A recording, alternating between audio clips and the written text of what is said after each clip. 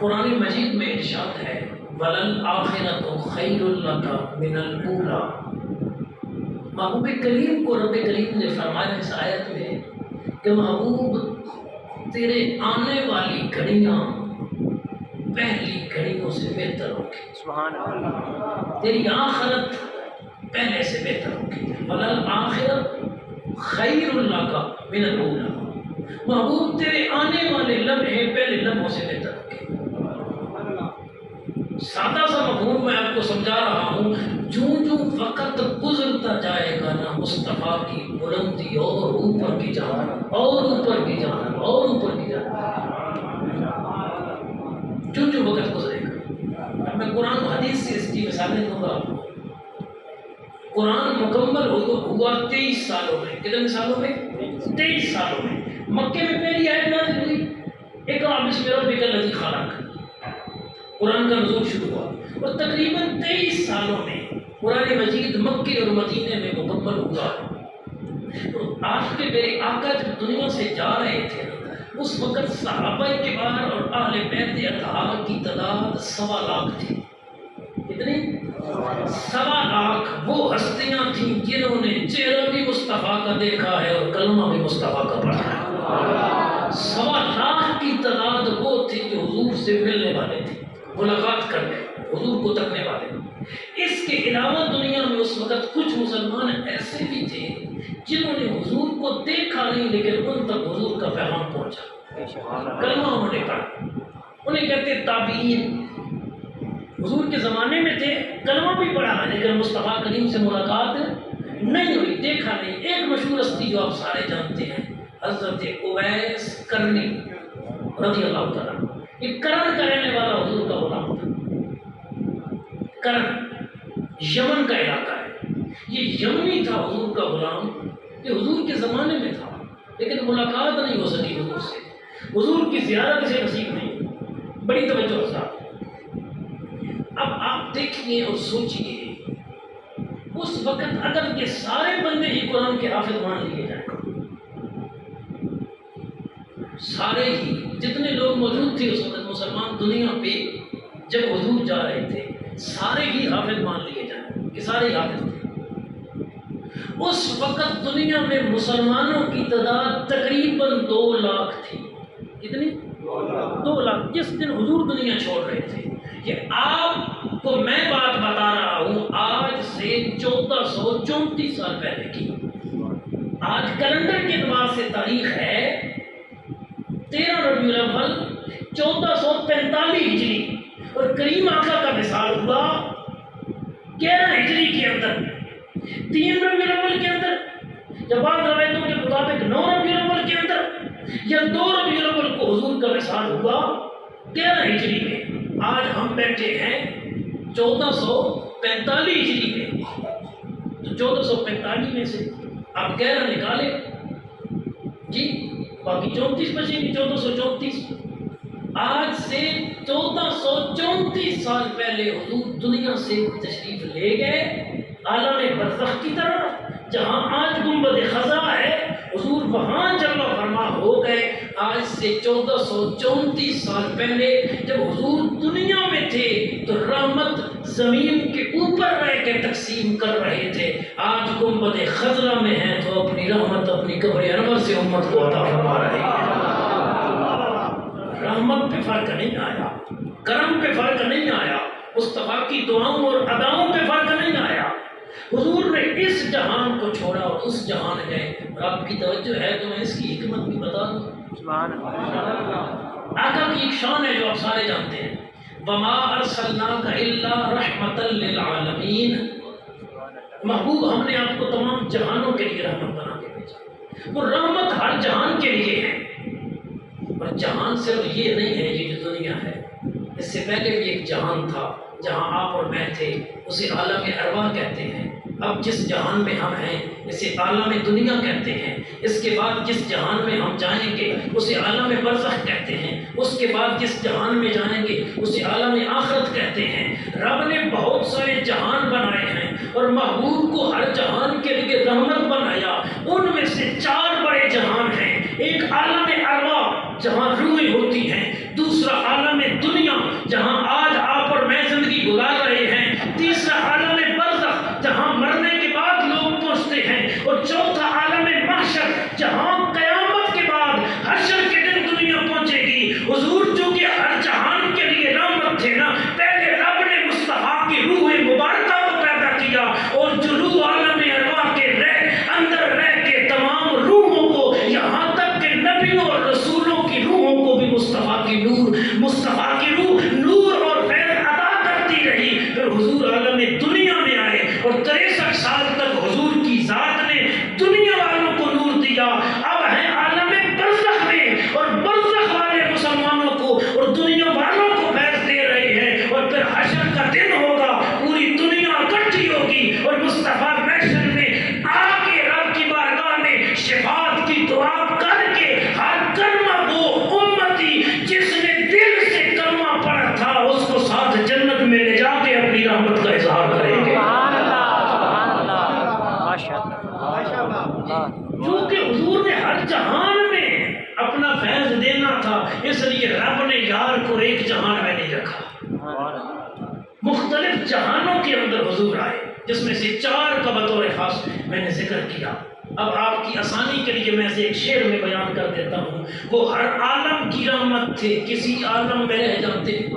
عالم کہتے ہیں جہان کو، عالم علم والا، اور عالم جہان۔ قرآن کے لفظ ہے وَمَا أَرْسَلْنَاكَ إِلَّا رَحْمَةً لِّلْعَالَمِينَ۔ یہ عالمین عالم کی جمع ہے، جس کا معنی ہے جہان، اور آپ کے اور میرے آقا حضرات ہر جہان کے لیے رحمت تھے۔ اب جدھر بھی جاتے انہوں نے تو رحمت ہی دینی تھی، ہیں جو رحمت، تو پھر کہیں بھی رہ جاتے رحمت تو ملنی تھی نا۔ پہلے جیسے میں نے عرض کر دیا، اب آپ کے اور میرے مقدر کتنے بلند ہیں جو میں عرض کر رہا ہوں، وہ ہر عالم کی رحمت تھے، کسی عالم میں رہ جاتے۔ حضرت آدم پیدا ہوئے کہاں رہے؟ جنت میں، بڑے عرصے تک رہے، پھر اللہ پاک کے حکم سے زمین پہ آئے۔ حضور بھی پیدا ہوتے اور جنت میں رہتے ساری زندگی، لیکن زمین پہ آئے، میرے آقا نے کھایا تاکہ امت کو کھانے کا طریقہ آ جائے، میرے مصطفیٰ نے پیا تاکہ امت کو پینے کا طریقہ آ جائے، میرے آقا نے لباس پہنا تاکہ امت کو لباس پہننے کا طریقہ آ جائے، میرے آقا نے اولاد کی پرورش کی تاکہ امت کو اولاد کی پرورش کا سلیقہ آ جائے، میرے آقا جنگوں میں گئے تاکہ امت کے لیے دین کے لیے تلوار اٹھانا بھی سنت بن جائے، میرے آقا نے نکاح کیے تاکہ امت کے لیے نکاح کرنا بھی سنت بن جائے، میرے آقا سوئے تاکہ امت کے لیے سونا سنت بن جائے، ورنہ حضور ساری رات ہی جاگتے عبادت کرتے، وجود اتنا نورانی تھا، مصطفیٰ پر تو اثر پڑنا کوئی نہیں تھا، وہ جو رات کو کبھی عبادت کرتے تھے کبھی سوتے تھے تاکہ امتی سوئے سنت سمجھ کے پھر بھی ثواب ملے، امتی جاگے سنت سمجھ کے پھر بھی امتی کو ثواب ملے۔ یہ جو کام کیے نا حضور نے دنیا میں آ کے، یہ آپ کے اور میرے لیے کیے ہیں، امت کو سلیقہ آ جائے، امت کو طریقہ آ جائے۔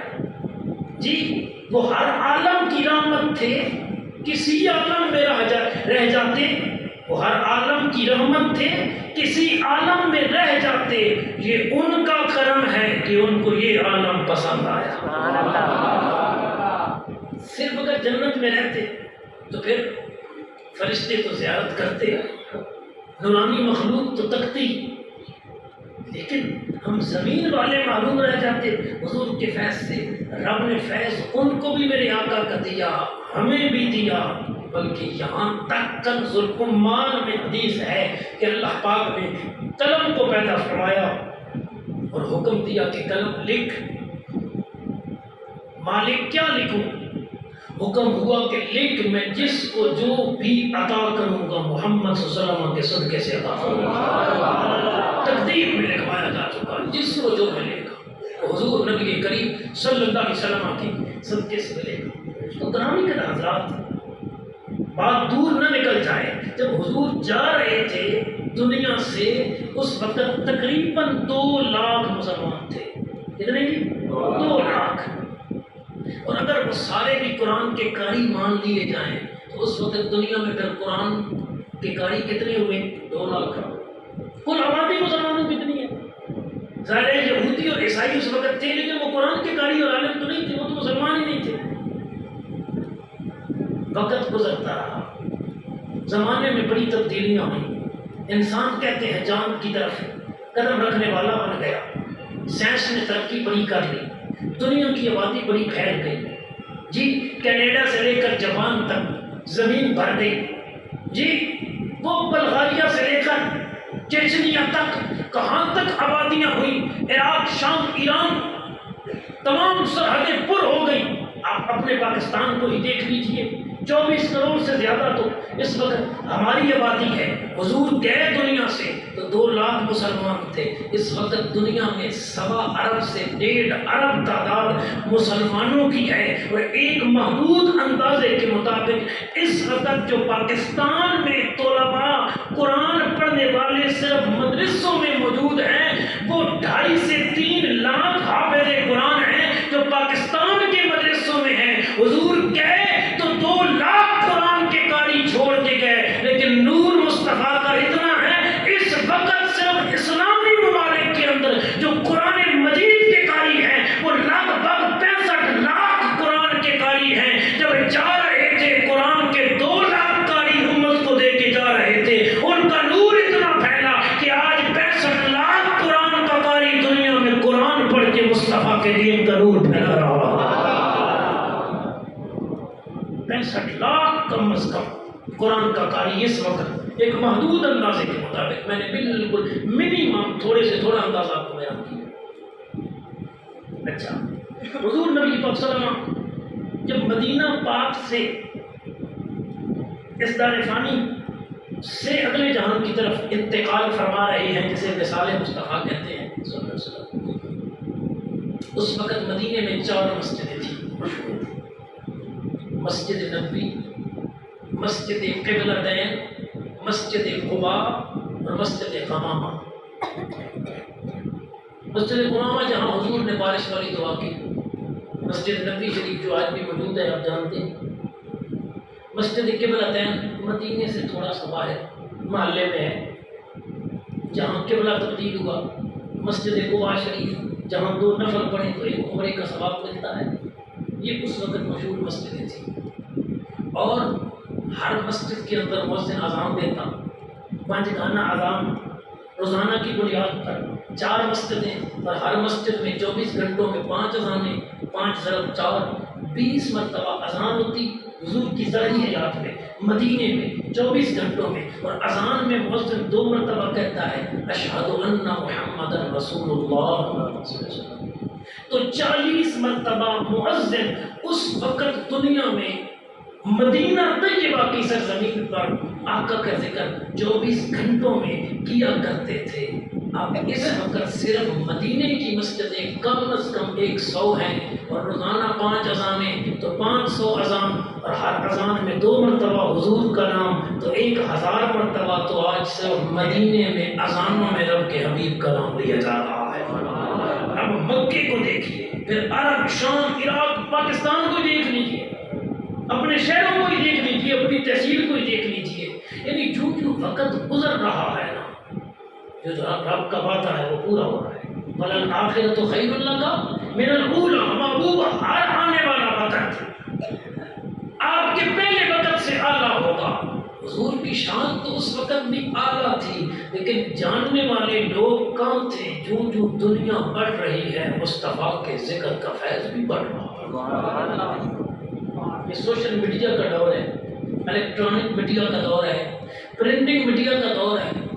کمزور لوگ ہیں، گناہ گار ہیں، خطا کار ہیں، نماز روزہ نیکی کے کاموں سے اس وقت کی ینگ جنریشن بہت دور ہے۔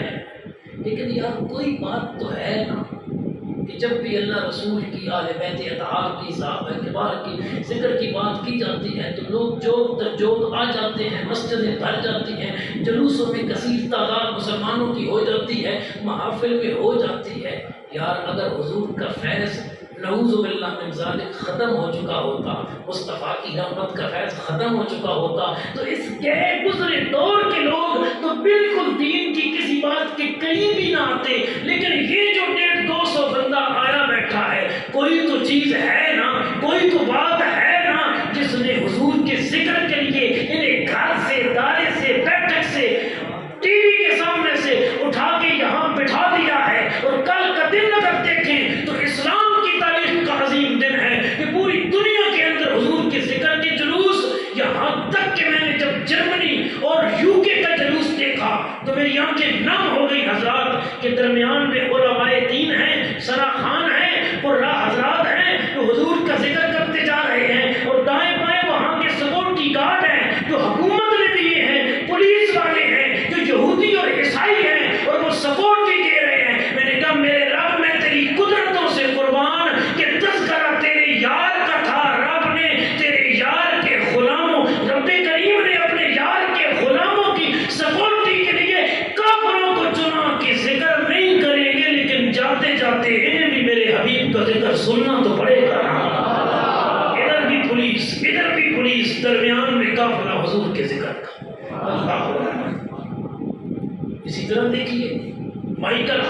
عیسائی مصنف ہے، اس کی کتاب ہے دی 100، اس نے دنیا کی 100 شخصیات پر کتاب لکھی ہے، جو دنیا کی 100 عظیم شخصیات ہیں۔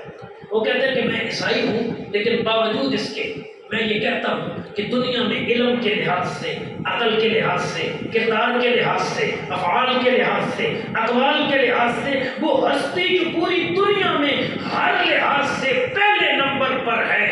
عیسائی مصنف مائیکل ہارٹ کہتا ہے وہ مسلمانوں کا نبی محمد مصطفیٰ ہے۔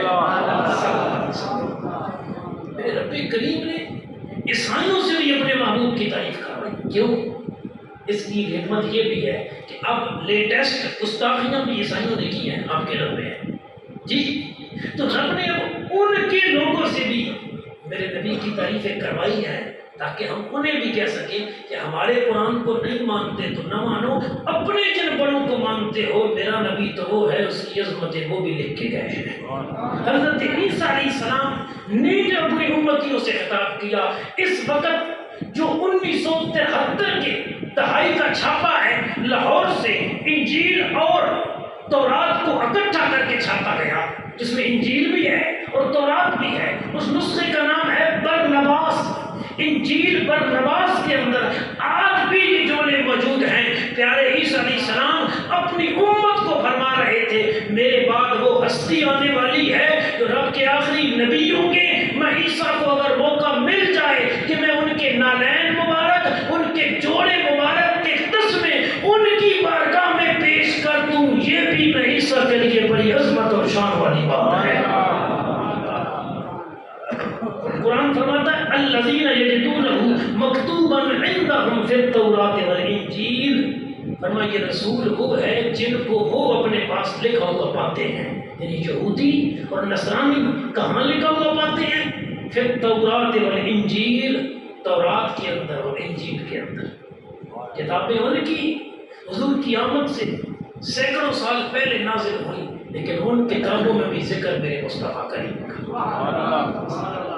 ایک اور بڑا عجیب منظر ہے حضور کی عظمت اور رفعت کے حوالے سے کہ جتنے نبی آئے نا، انبیاء کرام علیہ السلام کو اللہ نے معجزے عطا کیے، وہ معجزے تھے اللہ کے نبیوں کی ظاہری حیات میں انہوں نے پیش کیے۔ حضرت موسیٰ علیہ السلام کا معجزہ تھا کہ آپ اپنا ہاتھ مبارک اپنے بازو کے نیچے بغل میں لے جاتے، پھر نکالتے تو وہ سورج کی طرح چمک رہا ہوتا۔ موسیٰ علیہ السلام لاٹھی پھینکتے تو وہ اژدہا بن جاتی، پھر پکڑتے تو لاٹھی بن جاتی، کبھی پانی پہ مارتے تو خشک رستے بن جاتے، کبھی پتھر پہ مارتے وہی لاٹھی پتھر سے پانی کے چشمے جاری ہو جاتے۔ یہ موسیٰ علیہ السلام کے معجزے ہیں۔ عیسیٰ علیہ السلام کا معجزہ کہ آپ مردوں کو زندہ فرماتے تھے۔ عیسیٰ علیہ السلام لوگوں کو جو اندھے ہوتے تھے ان کو دم کرتے، ان کی آنکھوں میں نور آ جاتا۔ عیسیٰ علیہ السلام پٹی سے پرندے بناتے اور ان میں پھونک مارتے، وہ اللہ کے حکم سے زندہ ہو کے اڑنے لگتے۔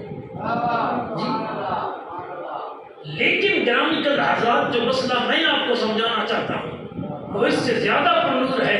حضرت موسیٰ علیہ السلام تھے، ان کا معجزہ لاٹھی والا تھا۔ پیارے موسیٰ دنیا میں تھے، ان کا معجزہ ہاتھ چمکانے والا تھا۔ پیارے عیسیٰ علیہ السلام دنیا میں جلوہ گر تھے، مردوں کو زندہ کر رہے تھے، بتا رہے تھے کہ بیماروں کو شفائیں دیتا ہوں۔ آج عیسیٰ علیہ السلام آسمانوں پہ ہیں، دنیا کے اندر آج ان کا معجزہ موجود کوئی نہیں۔ حضرت موسیٰ زمین سے تشریف لے گئے عالم برزخ کے اندر، ان کا معجزہ دنیا کے اندر موجود کوئی نہیں۔ حضرت نوح، داؤد و ابراہیم و اسماعیل علیہ السلام، ان کے معجزے دنیا کے اندر موجود کوئی نہیں۔ آپ کے میرے آقا خود تو چلے گئے گنبد خضرا میں، لیکن مصطفیٰ کا نورانی معجزہ قرآن آج بھی ہر مومن کے گھر میں بھی موجود ہے، مومن کے سینے میں بھی موجود ہے۔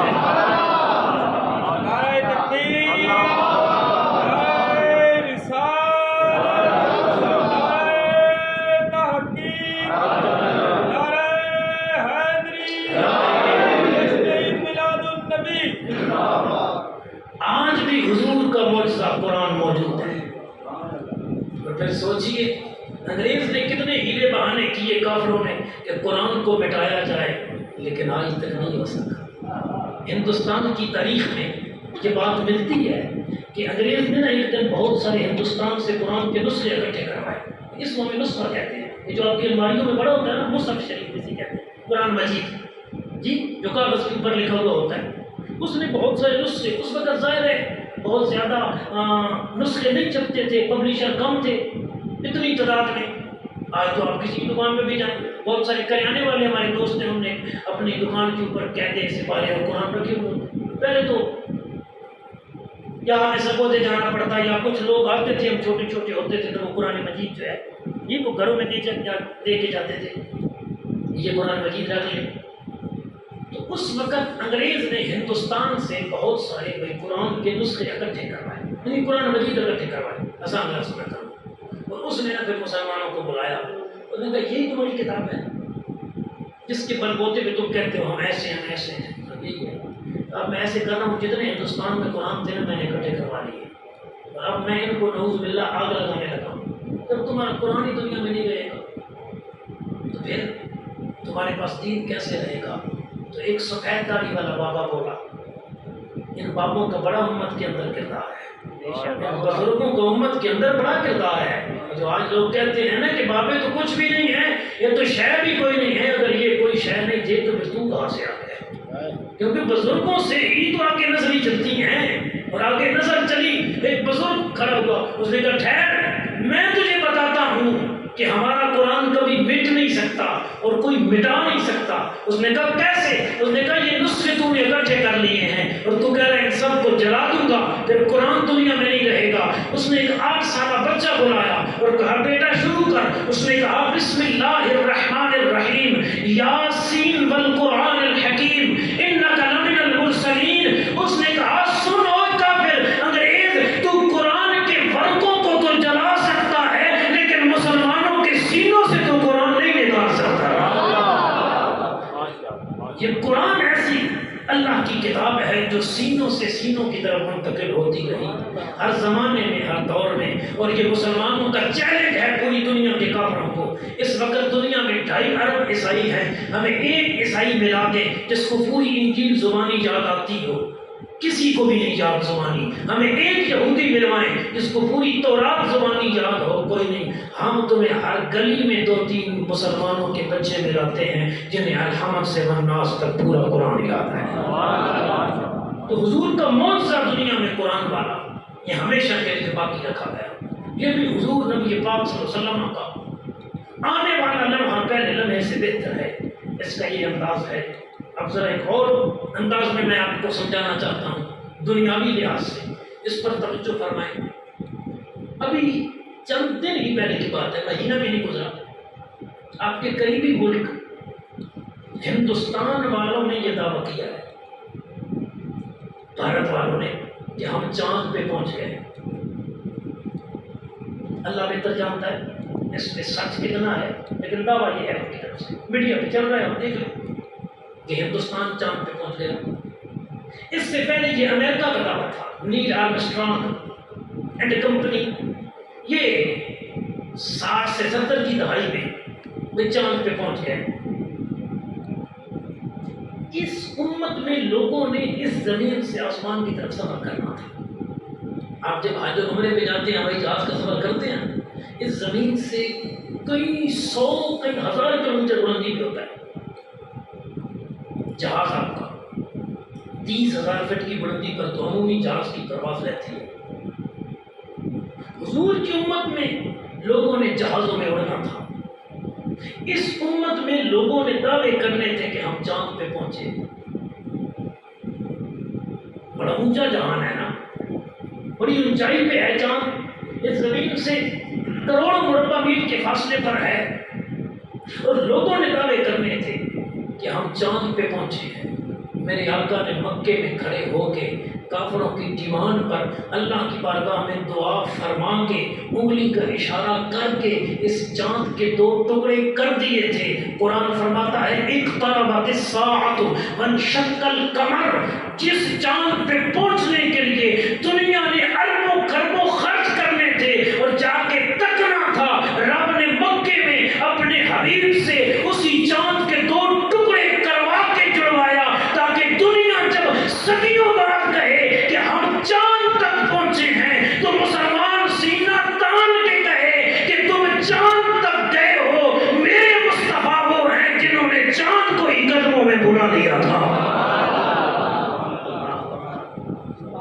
بڑی ترقی ہے چاند تک پہنچنا، لیکن یہ ترقی امت مصطفیٰ صلی اللہ علیہ وآلہ وسلم کے سامنے جب کوئی پیش کرے گا تو حضور کا امتی کہے گا تم نے تو میرے نبی کا ایک معجزہ ہی نہیں سنا ابھی تک۔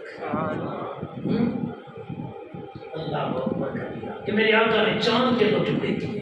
اچھا پھر خلائی سفر، اس وقت تک دنیا میں یہ جو اسٹوڈنٹ بیٹھے ہیں میرے دوست کالجوں کے یونیورسٹیوں کے، اب تو خیر سکولوں والے بھی اس حد تک پہنچ گئے ہیں کہ ان چیزوں کو جانتے ہیں، بہت ساری دریافتیں ہو چکی ہیں۔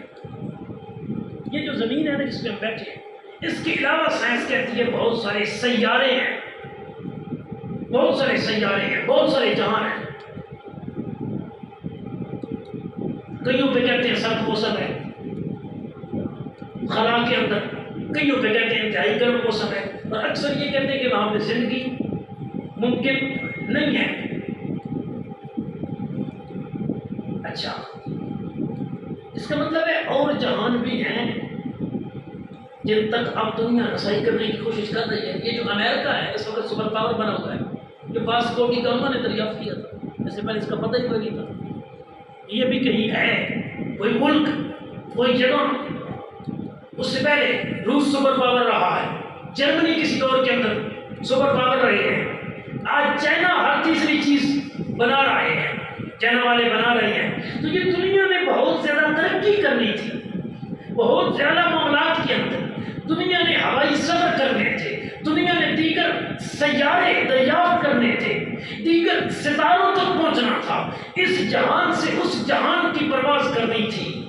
تو میرے رب کریم نے مکی زندگی میں اعلان نبوت کے 12ویں سال جب کریم آقا کی زرعی عمر مبارک تقریباً 52 سال تھی، جبریل کو حکم دے کے فرمایا کہ جہاں میرے محبوب کو آسمانوں کی سیر کے لیے لے کے حضور معراج کی شب ہے۔ اب حضور کی زندگی کا ایک لمحہ میں آپ کو سمجھانا چاہتا ہوں۔ حضرات جب میرے مصطفیٰ کریم وہ رات پر بیٹھے معراج کی شب، بخاری کی حدیث صحیح کے لفظ ہیں، نبیوں کے تاجدار نے فرمایا جہاں براق کی نگاہ جاتی تھی وہاں اس کا قدم جاتا تھا۔ اور علامہ حکیم روح البیان نے کہا کہ وہ براق اتنا تیز تھا کہ اس نے 7 نگاہیں اٹھائیں، 7 قدم اٹھائے اور 7 آسمان پار کر گئے۔ آسمانوں کے پاس سدرۃ المنتہا، وہاں تک کہ جبریل رک گئے، وہ رات رک گیا، وہاں رف رف لایا گیا، نور کا تختہ، پھر آگے جا کے وہ رک گیا، پھر نور کی سیڑھی لائی گئی، پھر آگے جا کے وہ رک گئی، پھر آگے جہان ایسا تھا جہاں آکسیجن کا تصور کوئی نہیں، جہاں سورج کی روشنی کوئی نہیں کیونکہ سورج نیچے رہ گیا، جہاں چاند کی روشنی کوئی نہیں کیونکہ چاند نیچے رہ گیا، جہاں ستاروں کی روشنی کوئی نہیں کیونکہ ستارے نیچے رہ گئے، جہاں سواریاں کوئی نہیں کیونکہ وہ فضا تھی اور وہاں سواریاں چل نہیں سکتی تھی۔ اب وہاں پہ مصطفیٰ اپنی شان کے مطابق پرواز کر رہے تھے۔ کسی نے کہا مصطفیٰ وہاں کیسے گئے؟ تو ساتھی بولے، کہا بلغ العلا بکمال ہی، مصطفیٰ ایسے نہیں گئے، مصطفیٰ اپنی شان کمال سے وہاں پہنچے۔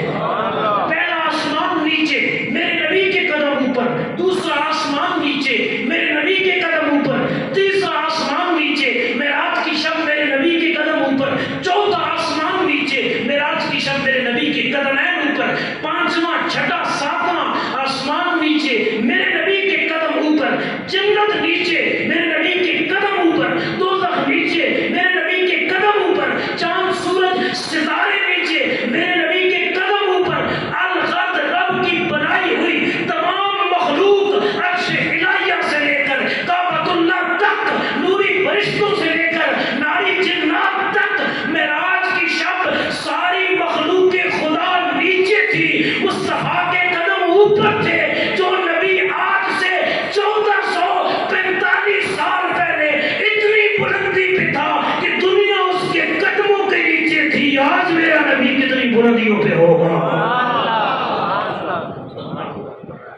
جو زمانہ گزرے گا لوگوں کو پتہ چلے گا۔ جی یہی نہیں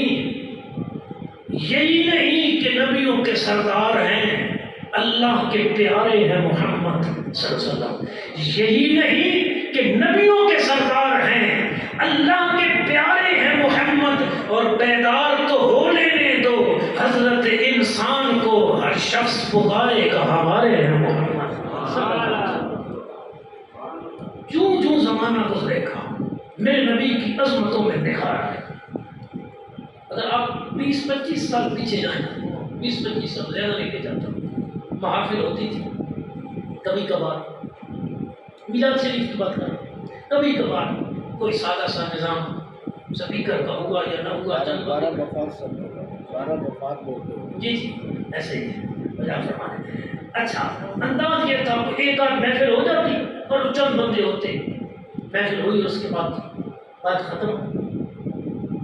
بجلی ہے نا اس قوم کو ملی ہے نا, قوم موسیٰ کے پاس بجلی نہیں تھی, قوم عیسیٰ کے پاس بجلی نہیں تھی, قوم ابراہیم کے پاس بجلی نہیں تھی. بنائی کس لیے گئی؟ ظاہری طور پہ انسانوں کی فلاح کے لیے, لیکن اسی بجلی سے جلنے والی لائٹیں مصطفیٰ کے میلاد پہ چمکتے بتا رہی ہوتی ہیں کہ ہم بھی دنیا میں بنی اس لیے ہیں کہ یار کے میلاد کی خوشی پہ چمک رہی ہو. 25 سال 30 سال پہلے جائیں تو یہ نہیں تھا, جب سے لائٹیں بنی اب شادیوں پہ کم لگتی ہیں, رب کے حبیب کے میلاد پہ زیادہ لگتی ہیں. ایسے ہی ہے نا جی. ہاں پہلے تو چلو شادی بھی کسی نے لائٹنگ کر لی, اب یہاں سے نکلیں آپ باہر نکلیں, آپ کو ہر تیسرے چوتھے پانچویں مکان پہ کہیں نہیں کہیں نظر آئے کہ کسی نہ کسی گھر پہ کوئی چراغ جل رہا ہے, کوئی نران مصطفیٰ چمک رہا ہے, کوئی لائٹ چل رہی ہے. اگر دنیا نے بجلی میں ترقی کی ہے تو آپ اس بجلی کے ذریعے یہ مائکروفون آ گیا, مائک آ گیا, اوپر والے سپیکر کے ہارن بن گئے. جی پہلے مؤذن اذان دیتا تھا, محلے کے 10-15 بندے سنتے تھے. جی جن کے قریب گھر دنیا نے ترقی کی, بجلی بنا لی تو سپیکر بن گیا, سپیکر بنا, اب اذان ایک مومن مسلمان پڑھتا ہے اور آواز سینکڑوں تک پہنچا دی جاتی ہے. جی یعنی دنیا نے ترقی کی تو ساتھ ذکر مصطفیٰ کی ترقی بھی نظر آ رہی ہے. ترقی تو پہلے تھی, اب نظر آ رہی ہے دنیا کے ساتھ ساتھ. اللہ اکبر کبیرہ. علامہ مفتی محمد امین صاحب رحمۃ اللہ علیہ فیصل آباد کے تھے, چند سال پہلے آپ کا وصال ہوا. انہوں نے بہت سارے رسالے لکھے ہیں, حضور کی عظمت کا میلاد شریف پر بھی لکھا ہے. اس میں وہ ایک بات نقل کرتے ہیں ہمارے موضوع سے متعلق, فرماتے ہیں حضرت علامہ فضل الرحمان گنج مراد آبادی رحمۃ اللہ علیہ قرآن ایک بزرگ گزرے, کوئی حضور کے میلاد کا مہینہ آیا نا تو انہوں نے اپنے مدرسے کے اندر نہ چراغ رکھی. اس دور میں یہ بلب وغیرہ نہیں ہوتے تھے, تو وہ آپ کو یاد ہوگا وہ چھوٹے چھوٹے مٹی کے بنے ہوئے نا چھوٹے چھوٹے پیالے, ان کے اندر تیل ڈال کے اور بٹ ڈال کے وہ دیوے جلائے جاتے تھے. جی مٹی کے دیے, تو انہوں نے مدرسے کی ساری دیوار پر نا وہ مٹی والے دیے رکھ دیے اور جلا دیے. اب وہ ایک حضرت صاحب آ گئے, انہوں نے آ کے دیکھا, انہوں نے کہا وہ حضرت جی اتنی فضول خرچی کر دی, اتنا تیل ضائع ہو جائے گا. جی یہ روشنی کر رہے ہیں. انہوں نے کہا حضور کا میلاد ہے اس لیے کر رہے ہیں. انہوں نے کہا نہیں یہ خواہ مخواہ. انہوں نے کہا ایسا کریں کہ حضرت خواہ مخواہ ہے, اگر یہ فضول ہے تو آپ بات کرتے ہیں, آپ بجھاتے ہیں. تو وہ حضرت گئے, وہ جو اعتراض کرنے والے آئے تھے انہوں نے پھونک ماری تو چراغ بجھ گیا. اس طرح تو بلب تو تھا نہیں, انہوں نے پھونک ماری تو دیا بجھ گیا.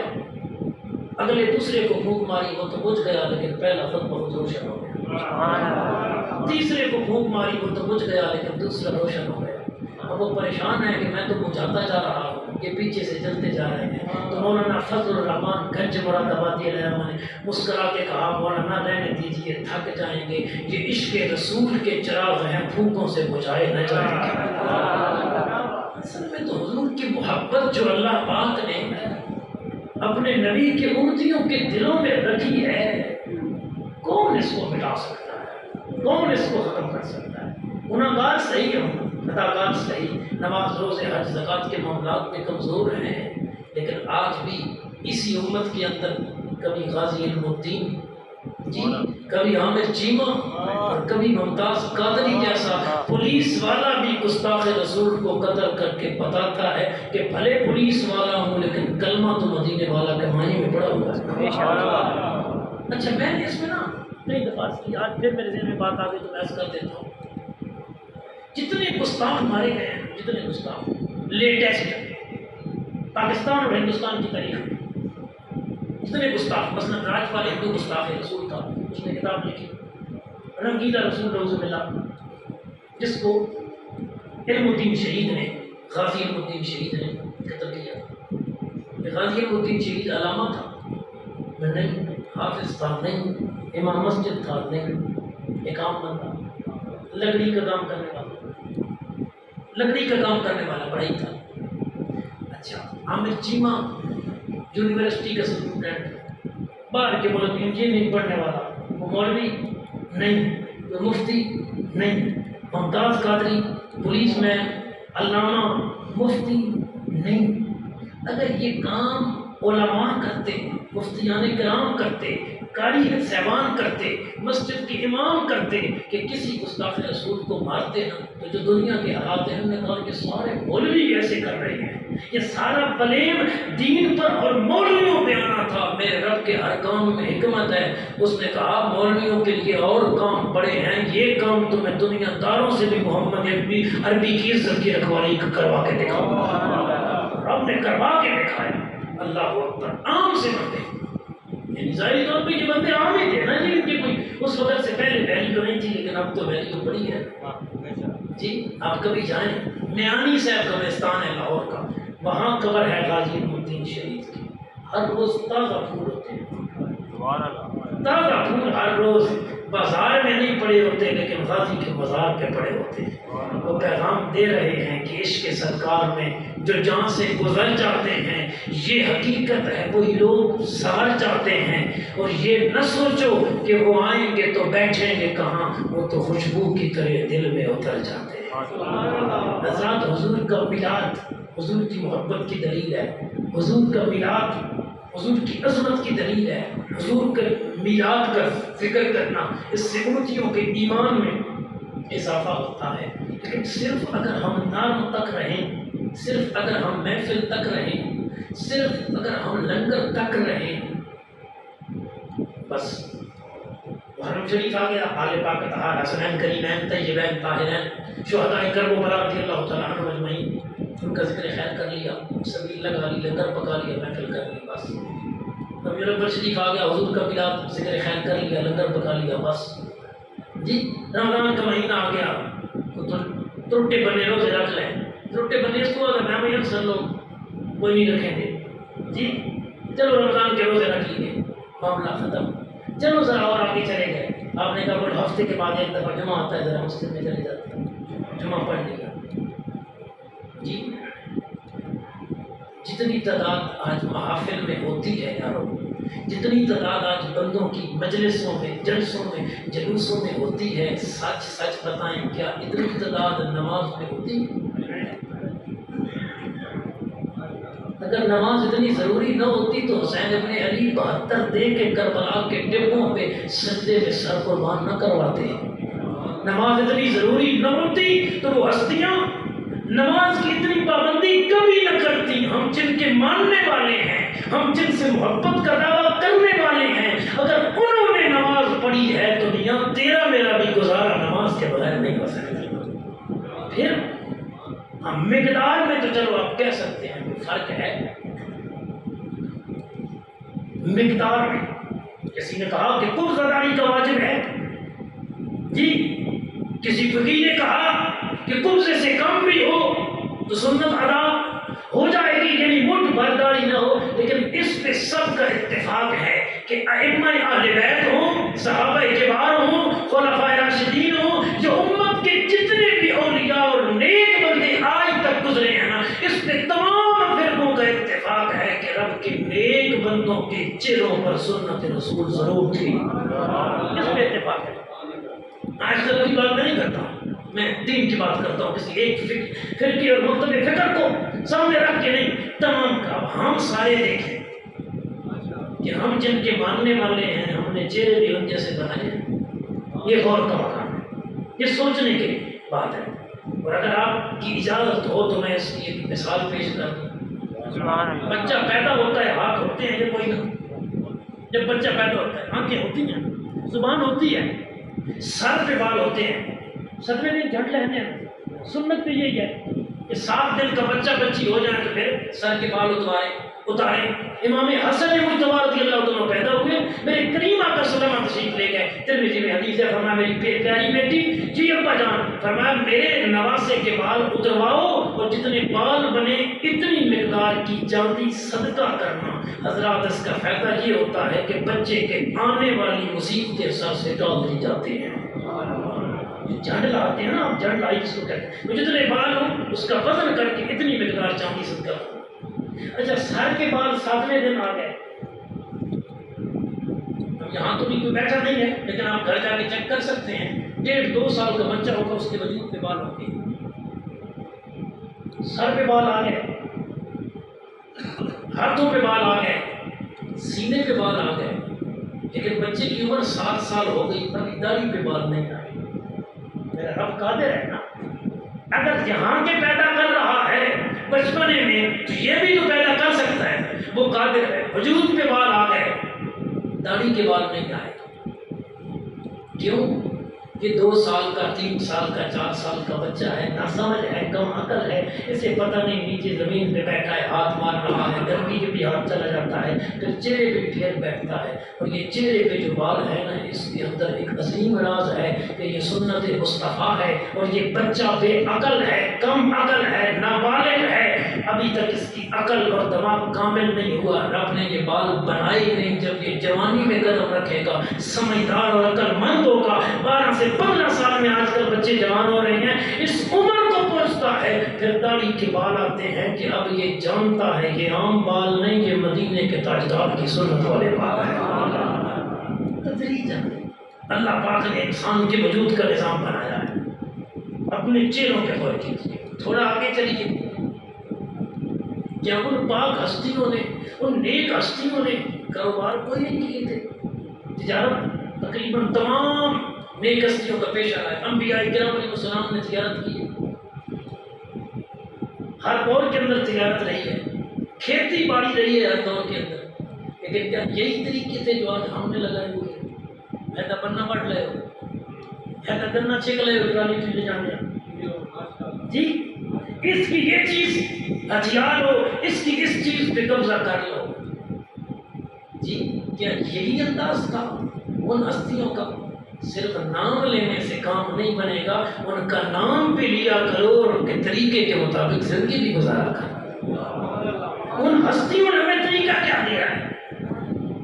حضور کیا ہمیں اپنے میلاد کا ذکر دے گئے ہیں اور کھانے کا طریقہ کوئی نہیں بتا گئے، پینے کا کوئی نہیں بتا گئے، اٹھنے بیٹھنے کا سلیقہ کوئی نہیں بتا گئے؟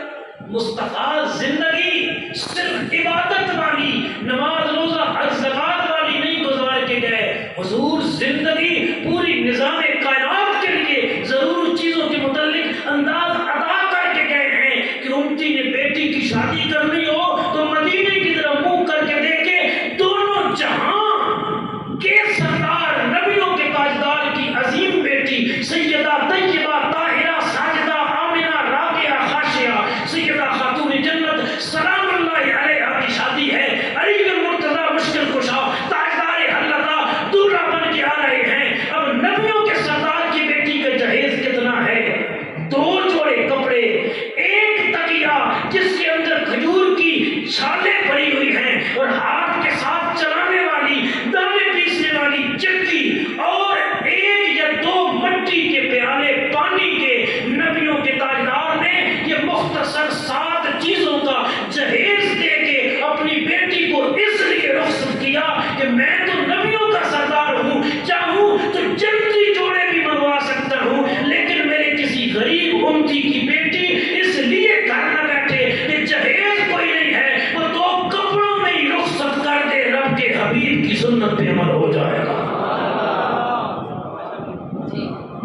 آپ مجھے مسئلہ بتائیں کہ اس مسئلے میں شریعت کا حکم کیا ہے، میں حضور کی سیرت سے، حضور کے دین سے آپ کو نکال کے دیتا ہوں۔ ایسے کوئی کہے میرے دین مکمل نہیں ہے نا، میرے آقا نے چلنے کا انداز بھی بتایا ہے، میرے آقا نے بولنے کا انداز بھی بتایا ہے، میرے آقا نے شادی کا انداز بھی بتایا ہے، میرے آقا نے فوتیدگی بھی کیا کرنا ہے اس کا انداز بھی بتایا ہے۔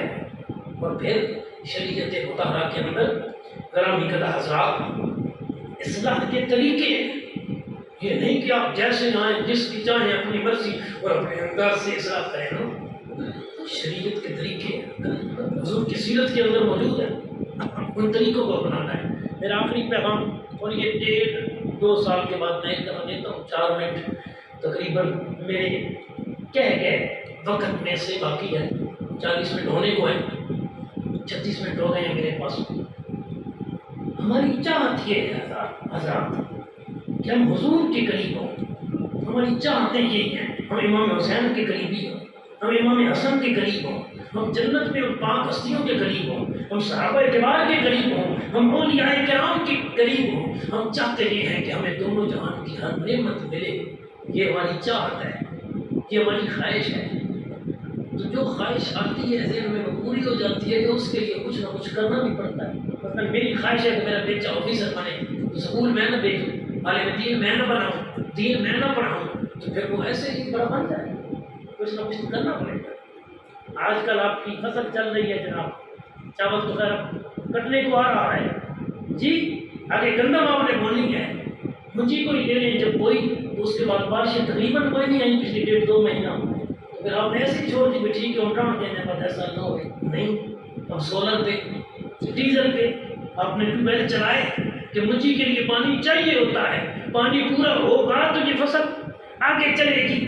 جو بھی کام آپ نتیجے پہ پہنچنا چاہتے ہیں نا, اس کا انعام حاصل کرنا چاہتے ہیں, اس کے لیے محنت کرنی ہوتی ہے, کوشش کرنی ہوتی ہے. یہی اسلام کا طریقہ ہے. چاہتے تو ہماری یہ ہے کہ خدا مصطفیٰ ہم سے راضی ہو, اور معذرت کے ساتھ کام ہمارے وہ ہیں جن سے شیطان راضی ہوتا ہے.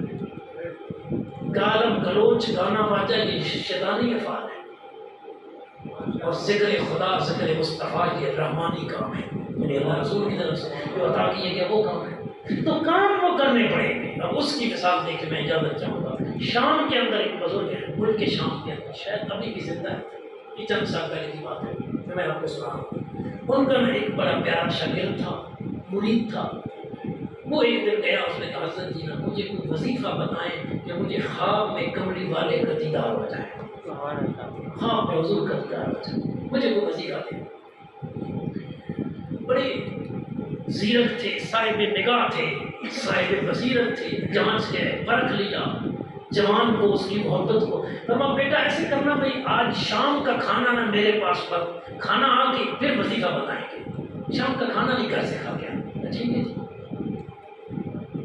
شام کا وقت ہوا, آپ نے گھر حکم دیا, سردی کا موسم تھا, آپ نے گھر حکم دیا کہ مچھلی پکاؤ اور تلائی کرنی ہے, جیسے بھونتے ہیں آپ لوگ پکوڑوں کی طرح مچھلی کو. بھائی مچھلی کی بھرائی کرنی ہے, بھون کے اچھی بہترین لذیذ بنانی ہے, اور نمک ذرا زیادہ ڈالنا ہے. اور غلام کو کہا کہ پانی ساتھ نہیں رکھنا, دسترخوان پہ کھانا رکھنا ہے نا تو پانی نہیں رکھنا. اب کھانا آ گیا, غلام رکھ کے چلا گیا. وہ شام کو آیا پوری, آپ نے اسے کہا بیٹا کھاؤ. اس نے کھانا شروع کیا. اب لذیذ مچھلی پکی ہوئی, اور پھر اپنے استاد کے گھر کی, وہ کھانے لگ گیا. بڑی شدت کی پیاس, ظاہر نمک زیادہ تھا, ویسے بھی مچھلی اس میں اندر حرارت ہوتی ہے, شدت ہوتی ہے, لیکن پانی دسترخوان میں موجود نہیں. اب بندہ بڑا باادب تھا, اس نے یہ سمجھنا یہ کہنا گوارا نہ کیا کہ حضرت پانی تو منگا دے اندر سے, چپ کر کے کھاتا رہا. تھوڑی دیر کے بعد حضرت نے پاس تو بھی صاحب حکم دیا استاد سے, بیٹا اور کھاؤ, تمہارے لیے اسپیشل بنوائے, یہ اور کھا لی, اور کھاؤ بیٹا. اچھا اس نے سیر ہو کے کھا لیا, لیکن بھڑکی ہے, پیاس بڑی شدت کی ہے, اور پانی موجود نہیں. اب کہا حضرت وظیفہ بتائیں. فرمایا بیٹا وظیفہ یہ ہے کہ آج رات پانی نہیں پینا, آج رات پانی نہیں پینا. مچھلی کھائی ہوئی, سردیوں کا موسم, نمک تیز, آپ سوچ سکتے ہیں احساس کتنا ہوگا پانی کا. لیکن سچا مرید تھا, سچا شاگرد تھا, سچا مقتدی تھا, تقریریں سن کے بیکار نہیں دیتا تھا, عمل کرنے والا تھا. تو میں کہا ٹھیک ہے. فرمایا جاؤ پھر اللہ کے حوالے. عشاء کی نماز پڑھی, جا کے گھر چلا گیا. اب کہ بیچارے کو کیا نیند آئے, اسے تو پیاس نہ پائے, کبھی ادھر جا کبھی ادھر جا کبھی ادھر جا, صحن میں ٹہل, برامدے میں ٹہل, جی چادر اوپر لے کے کبھی باہر کبھی اندر, حتیٰ کہ آدھی رات گزر گئی, نہ نیند آئے نہ پیاس ختم ہو. یا تو سو جاتا پھر تو گنجائش تھی, اب نیند ہی نہیں آ رہی, پیاس کی شدت ہے, چاہت ہوتی ہے, لیکن پھر پیر کا حکم یاد آتا ہے, پھر استاذ کا حکم یاد آتا ہے, پھر اپنے رہبر کا حکم یاد آتا ہے. یار اس نے کہا تھا نہیں پینا, اس نے کہا پیوں گا تو نہیں, آج تو نہیں پیوں گا, صبح جاؤں گا تو دیکھا جائے گا. رات کے بالکل آخری پیر اذان فجر کا وقت قریب اس کی آنکھ لگ گئی. چند لمحے سویا اور نمازی پکا تھا، اور جو پکا نمازی ہو نا وہ آدھا گھنٹہ پہلے بھی سوئے نا تو رب کے فرشتے آ کے اٹھا دیتے ہیں، چل بھائی نماز کا ٹائم ہو گیا۔ نیت ہو صحیح بندے کی، وہ پکا پڑھنے والا، جس نے نہیں پڑھنی اسے مغرب پڑھ کے بھی سلا دو تو وہ فجر کو وہ نیند ہی نہیں پوری ہوئی، 12 گھنٹے سردیاں دی رات سو سی پھر پوری کائی نہ ہوسی، جدا انداز ہے جاگنا والا رب کی عبادت کرنے والا وہ گھنٹہ بھی کرے سی تو پوری ہو ویسے۔ یہ تو مت نیت کی گل ہے۔ چھوٹے چھوٹے بچے ہوتے سے جو وڈیرے کو سنیتا ہی، مسئلہ تو ایسا نہیں ہے لیکن وہ بات سمجھانے کے لیے ہاں بھائی فلانے بگڑے نماز کیوں پڑھی، وہ تو جی میرے کپڑے پلیت ہیں، میرے کپڑے پلیت ہیں، تو بابے پتہ ہی کیا تھا وہ میرا پترا تیرے کپڑے نہیں پلیت، تیری نیت پلیت ہے۔ اگر کپڑے پلیت ہیں تو بدلے جا سکتے ہیں، دھوئے جا سکتے ہیں، اور شریعت میں تو دھو کے سکھانا بھی فرض نہیں ہے۔ مثلا آپ گلی میں آ رہے تھے اور کیچڑ لگ گیا، گٹر اچھلا ہوا تھا، کپڑے گندے ہو گئے، مسجد میں آئے واش روم میں اندر جا کے نہائے، اسی وقت دھوئیں، ان کو نچوڑے 3 مرتبہ، وہی پہن کے نماز پڑھ لیں، اس میں تو سوکھنا بھی شرط نہیں ہے۔ یعنی اگر ناپاک تھے بھی پلیت تھے بھی تو پاک کرنے میں کتنے سال لگتے ہیں، تو 6 مہینے لگتے ہیں۔ تو بابے آجان میں پترا اگر بچہ آ کے آنا بھائی وہ جی میرے کپڑے پلیت ہیں اس واسطے نماز میرے پترا کپڑے پلیت نہیں، تیری نیت پلیت ہے، تو نیت صاف کر کپڑے آپ کے صاف ہو گئے۔ ارادہ ہونا چاہیے بندے کا۔ وہ بزرگ کا مرید حضرات گرامی قدر جملے آخری بالکل اور بڑی توجہ کے ساتھ آپ سماعت کریں گے، وہ سو گیا اور فجر کے وقت آنکھ کھلی، اذانیں ہو رہی تھی، اٹھا سیدھا حضرت کے پیچھے آ کے فجر کی نماز پڑھی، جو ہی سلام پھینک کے دعا کر کے آپ فارغ ہوئے، وہ فوراً پاس جا بیٹھا۔ اس نے کہا حضرت جیسے آپ نے کہا تھا میں نے عمل تو کیا ہے، لیکن رات کو زیارت کوئی نہیں ہوئی، زیارت کوئی نہیں ہوئی۔ فرمایا کیا ہوا؟ اس نے کہا جی یہاں سے گیا۔ فرمایا حالت کیا تھی؟ اس نے کہا پانی کی طرف تھی، پیاس تھی، لیکن میں نے پیا نہیں۔ آپ کو حکم تھا۔ فرمایا پھر کیا ہوا؟ اس نے کہا پھر مجھے نیند آ گئی، رات کے آخری پہر، بس چند منٹ ہی سویا تو اذان فجر کا وقت ہو گیا، میں نے اذان سنی، میں مسجد آ گیا، آپ کے ساتھ نماز پڑھی۔ فرمایا پھر جب تجھے نیند آئی تو نے خواب میں کیا دیکھا؟ نیند میں کیا دیکھا؟ حضرت دریا نظر آئے، مجھے چشمے نظر آئے، مجھے نیند میں آج نہریں نظر آئیں، مجھے پانی کے گھڑے نظر آئے، مجھے پانی کے پیالے نظر آئے۔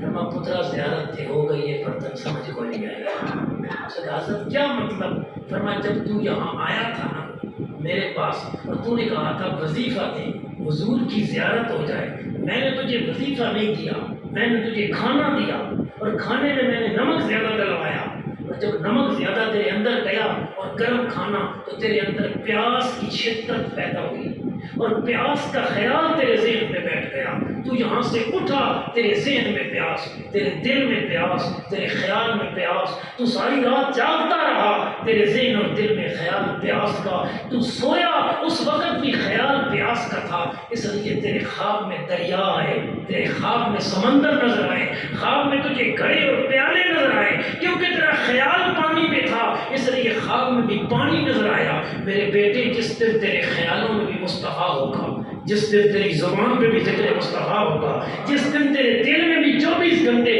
ذکر مصطفیٰ ہوگا، جس دن ہر وقت تیری چاہت مصطفیٰ ہی مصطفیٰ ہوں گے، جیسے آج تجھے ہر وقت خیال پانی کا تھا، جس دن ہر وقت تجھے خیال مصطفیٰ کا ہوا نا، اس دن وظیفے نہیں پوچھنے پڑیں گے، درود پڑھ کے تو سو جائے گا، خواب میں مصطفیٰ آ جائے گا۔ اگر چاہتے ہیں کہ ہم ان ہستیوں کے قریب ہوں تو پھر عمل بھی وہ کرنے پڑیں گے۔ میں دعا کو جتنے